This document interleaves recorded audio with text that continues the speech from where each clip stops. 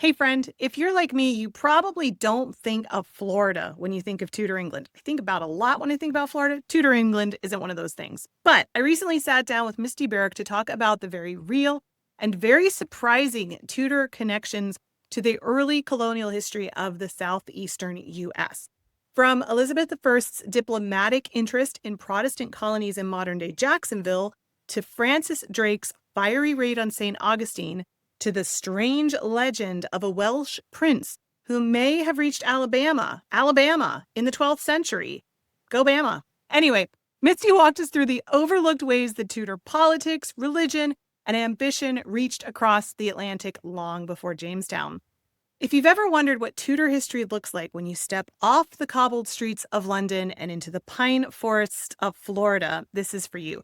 Now, Misty will also be speaking at Tutor Con this year, and after hearing this interview, you're going to want to grab a front row seat. So, of course, you can still come. There's a couple spaces left to come in person, or you can grab your online Tutor Con from home ticket to join from anywhere in the world.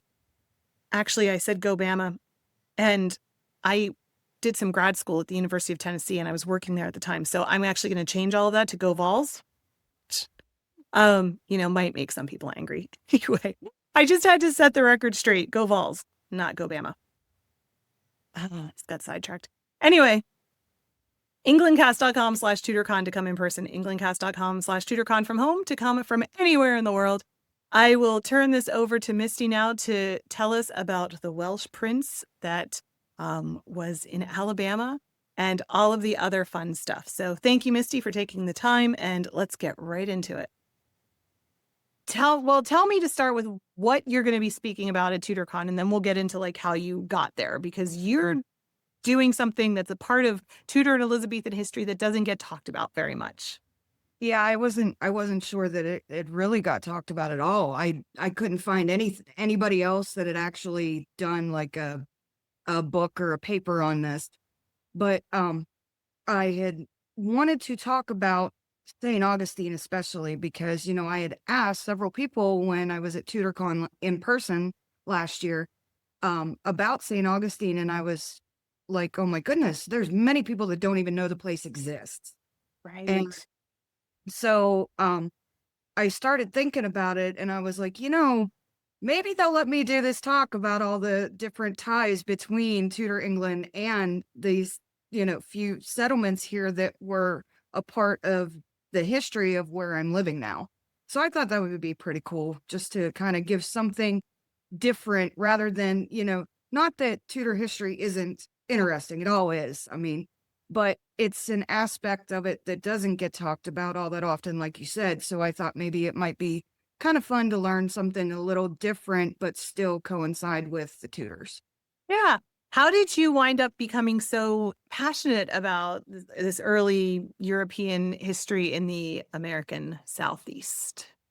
It actually wasn't until I moved down here because, I'm from Pennsylvania. I grew up in the mountains in southwestern Pennsylvania, and up there it was all George Washington history, which I have always loved learning, history. But when I moved down here, I was like, okay, this isn't really, there's not going to be much. And my, at the time, soon to be husband said, hey, let me take you to St. Augustine. And I was just like, oh my gosh. And so I just had to know more like of all these different, the people and the history. And then to find out there's two areas where they actually celebrate this, very old, um, old story. And I was just, okay, I got to know more. Now I have to know. Yeah. Yeah. And so like most people, like I wrote to you, don't think about Florida when they think about Elizabethan England, right? Mhm. So, but tell me the connection. Walk me through the connection and some of the like kind of surprises that you found. So, I guess, well, let me start with Fort Caroline, um, Hmm. which was, of course, French Huguenots or Protestants um, that had attempted to establish a settlement there. Well, their captain, John Ribault, had actually went to Elizabeth, hoping that she would help to fund the expedition and help create this settlement being a fellow Protestant, Mm. because at the time they were very friendly towards each other in Elizabeth's bid to try to get Calais back after Wow. losing it all those years ago. And so he had attempted to get this, and she was really interested in it from what I've read, until the tensions broke down between France and England, and then she was like, no, I'm not gonna." However, she was not opposed to it at all. She was very intrigued by it, as were many other of the English nobility. Um, and then And Fort Caroline is, just for people who haven't heard of it, that's like outside Jacksonville.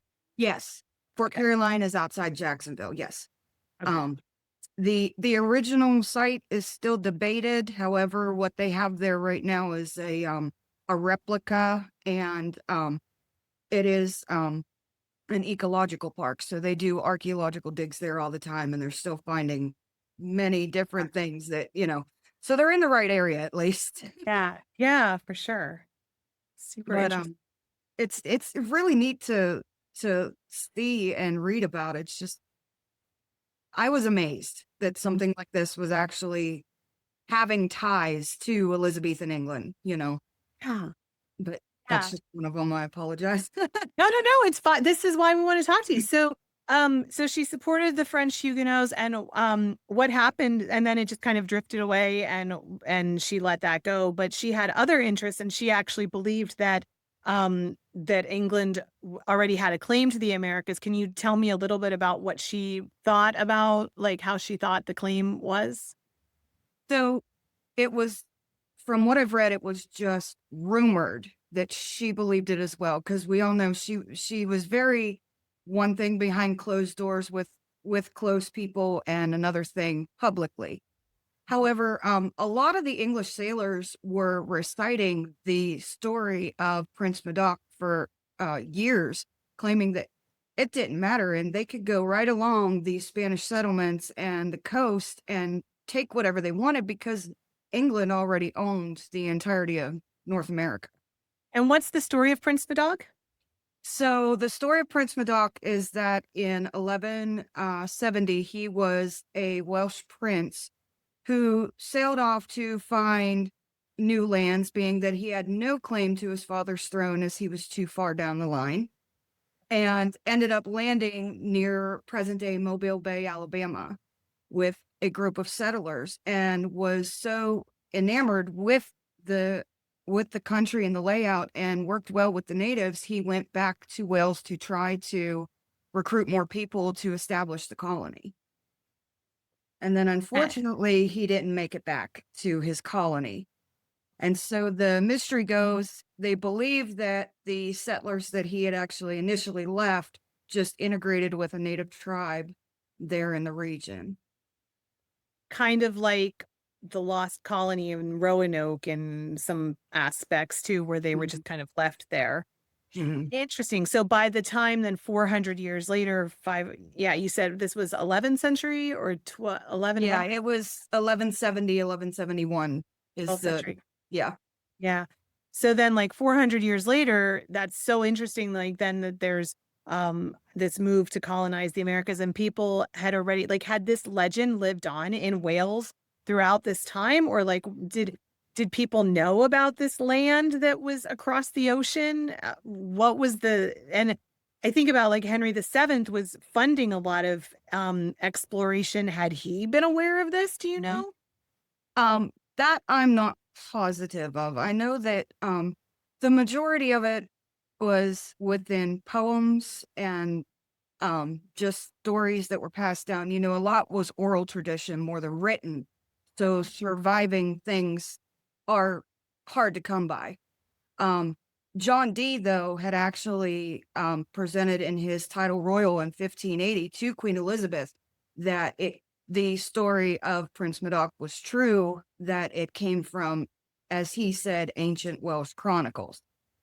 But again, I have no surviving thing that I have found that can say for sure, oh, yes, this actually happened. However, I do feel that every myth and legend, there is some truth to it. every story comes from somewhere. So even being passed down along the lines, the story could have been true at some point, whether it be from Wales or even Scotland. I've heard a military historian, and now he's retired, but historian and lecturer actually had stated the same type of story, but it was with Scottish settlers early on. So the story itself, it comes from somewhere, but the general consensus was that it was the Welsh Prince Madoc. Interesting. Interesting. So then 400 years later, Elizabeth is kind of harrying the Spanish and getting more involved in the Americas. Tell me about the Drake's raid on St. Augustine and why, like, that's something that not a lot of Tudor history fans think about. What was the importance of that? So I feel like it is overlooked a lot simply because St. Augustine was not considered one of the more profitable Spanish settlements. But it was continuously colonized, and it was right along the Spanish treasure fleet's route. So, at the time, Francis Drake was actually doing his raids on Cartagena and Santo Domingo, and because those are more well known and more profitable, they kind of get all the glory, as opposed to after him doing that, he comes upon St. Augustine by accident, essentially, and then and raids and burns the town. So I think that it does get overshadowed by the other more profitable settlements. However, there is an intriguing story that they have told in St. Augustine on some of the tours that I've been trying to find out more about, where it said that when the governor of St. Augustine had written to King Philip in, it would have been June of 1586, and told him of St. Augustine being burned and sacked, that King Philip was so angered in that moment, he ordered the immediate invasion of England. Holy cow. And I I can see where it could be possible. I mean, the raid happened at the end of May in 1586. When Drake gets back to England in July of 1586, that's when they start to find out that, oh, Spanish are coming. And Yeah, yeah, yeah, he, yeah. and then a few months later in April is when he makes his way over to Cadiz and delays it. So I suppose that it could be possible, but I haven't been able to find anything in writing yet. Okay. Okay. But I So, haven't got into the research library to view all the very old documents yet. So with that, so I research search still for that one. ongoing. Okay. Yes. Okay. Interesting.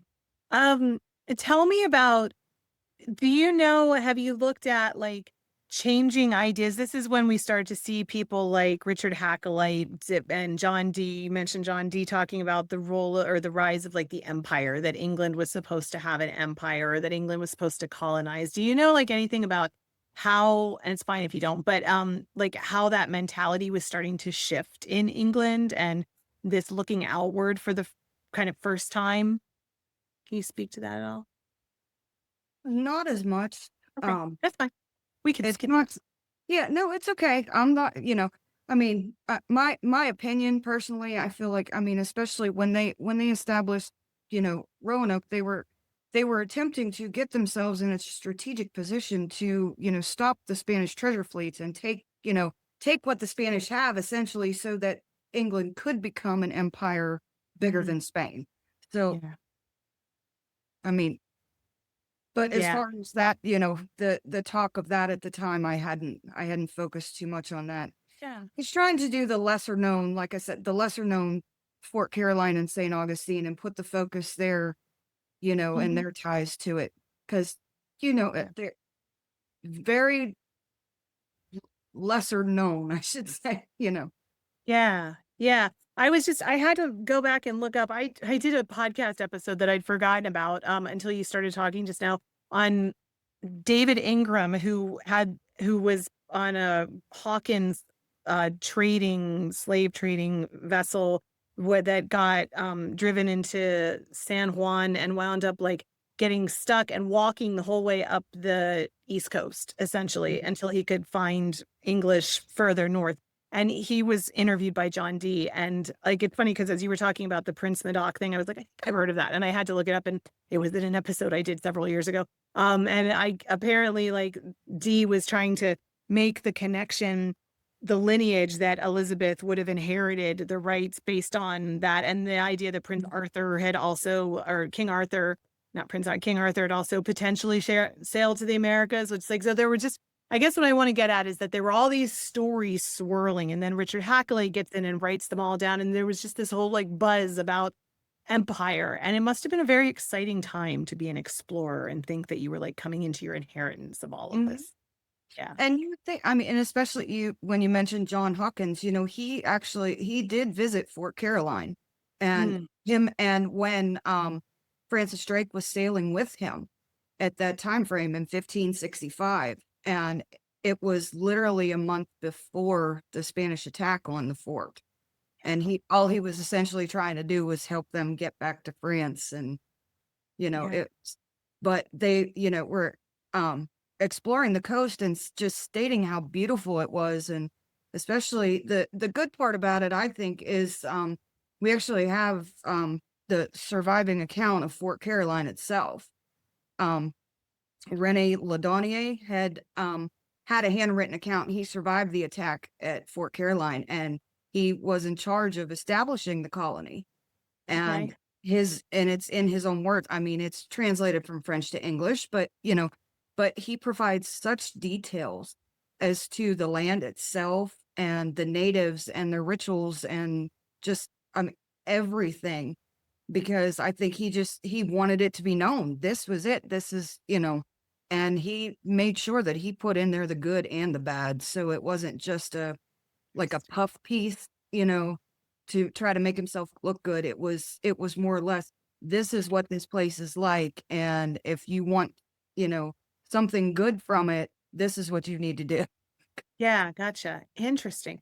So then tell me about the more famous, the Lost Colony and this mystery. Like what you said you think that was founded to have a place to kind of mess with the Spanish treasure fleet. Or like tell Mhm. me about like what your thoughts are on the Lost Colony and what happened and what do you think happened? And there's a lot there. And there is, you could, oh my gosh, you could spend days talking about all the things for the Lost Colony. My personal theory, um, I believe that the settlers just did integrate with the friendly natives, honestly. There were records, and God love the Spanish. They tended to be very lengthy and detailed in their letters to the king. Um, and it was said that there were soldiers sent from the St. Augustine settlement north to try to find the lost colony of Roanoke. However, if they would have found it and actually murdered the settlers that were there, it would have been documented because, Sure. I mean, Sure. Pedro Menendez has a very detailed letter to King Philip regarding his murder of all the Protestants at Fort Caroline. So Yeah. you would think, if that was, which, that being one of the theories, that the lost colonists were killed by the Spanish, you would think that if that actually happened, there would have been some kind of record of that. One Um, would think. yes, but with Laudonnier's account of the hostilities and the hardships that they had to go through at Fort Caroline, I kind of go with that. We have this account that says this is what they had, but they did have these friendly natives that were willing to help them. I'm more inclined to believe that they would have just went and lived with a friendly native tribe to survive. Um, but I do believe that it was put in that spot to be a point on along the Spanish treasure fleet's route to be able to loot the ships. Yeah. And for people who don't know Roanoke or who are just hearing about this for the first time, Tell me a little bit about like the timeline. So they went over to start a colony. How did they get separated? So in 1585, they went over and they actually had went over with few a few hundred people. The thought was to do this with a few hundred people and build a fort and just make it an outpost for England. Um, and because of the hardships that they were enduring, they decided to, um, in 1586, by the time Drake had got there, because he left right after he burned St. Augustine, he sailed to Roanoke. Um, and when he got there, he found them in such a bad way, he actually offered to take them back to England. 3 Okay. people stayed behind. And here's the kicker, I don't know if a lot of people really know this. There's actually 3 sets of lost settlers regarding the colony of Roanoke. Okay. With the first set of settlers that were brought over by Ralph Lane and Richard Grenville, sorry. Richard Grenville went back to England to try to get supplies, and when Drake got there, Grenville still hadn't returned, so the plan was they were just gonna go back to England with Drake. Um, Hmm. and then, of course, a hurricane comes along, and they have to kinda wait that out, and that literally just cemented their decision, "We're leaving." 3 settlers stayed behind. Mhm. Roughly 2 weeks later, Grenville returns, and there's no sign or anything of those 3 settlers. So that was the first set. So And only 3 people went missing from I thought it was like the whole no, no, no, settlement. no, no, that's the first set Yes. of missing colonists. I see. Okay. Gotcha. And then when Greenville returns with these some 300 people, there's no sign of the 3 men that were left. And so they decide, well, we're not all staying. Well, about 15 people decide they're going to stay. Okay. And so they stay and they're trying. And then by the time John White gets there with his roughly 115 people, those previous 15 people, there is nothing known of them either. So that's the second set of missing colonists. And then, of Okay. course, we have the colonists in the Virginia Dare and all the, um, that set of colonists, that does stay there. Of course, it's not till 1590, I believe it is, that John White is able to return because of the War of Spain. And this is years later. I mean, it was 1588 that John White brought this last group over. So, it's in 1590 now and he comes back and he can't find anyone. I mean, that's your third set of missing colonists. And is that when they had found the name was it Croatoan? Croatoan, yes. Yeah, So, Croatoan. and that right there, that was a native tribe that was friendly to the English settlers. So that's my theory, that they just ended up going to live with them. And you Was have there go ahead. Was there any kind of like oral tradition of talking about, because I feel like I read somewhere that in some of those tribes they have like legends or discussions of that there was like fair-haired people that were among Mhm. them or things like that. Like, is there stuff like that that you've come across? So for the settlers of Roanoke, as evidence toward the theory that they integrated, you have um, native peoples on the island of Hatteras there that have English surnames that cannot tell you, to this day, they cannot tell you how they ended up with those English surnames. So Gotcha. that's kind of one clue there. Yeah. Within the legend of um, Prince Madoc, there was actually a letter in 1810, I believe, that was written by the governor of Tennessee. And he talks about a conversation he had with a native tribal chief, when asked about the so-called tribe of the um, fair-haired Welsh-speaking natives. Um, he had said that it came down from the forefathers, that they were of Welsh descent and that their leader was um, uh, or came across the Great Water, and their leader was Modoc. So Interesting. it was kind of interesting there. And then you have accounts of traders mentioning that they've run into these lighter skinned and bearded natives who, they were just kind of taken aback because the local natives weren't didn't look like that to them. And then there's also an account from a Reverend Jones Morgan. Yeah. Apologies, I forget the name at the moment. But there is a reverend that back in the 1660s had said there was a native attack on the town that he was staying in, and he had come from Wales, and he yelled something out, and they responded to him in Welsh tongue. So there are things, these are, but then again, they're just, their talk, unfortunately, Yeah. with you know, but like I said, I always feel there's some truth in myths and legends. So Yeah. you never You know know. what? And I just remembered that I think I saw, there's like there was some article that came out like a couple of months ago about the archaeological evidence they found on Hatteras Island of like glass and things that were Mhm. English that dates from that period too. Um, Mhm. so yeah. Yeah, they had several 16th century artifacts. They had found I think it was like shoe buckles and glass and pottery and things. So that was kind of, you know, that was kind of what solidified it for me. That's kind of what happened to them.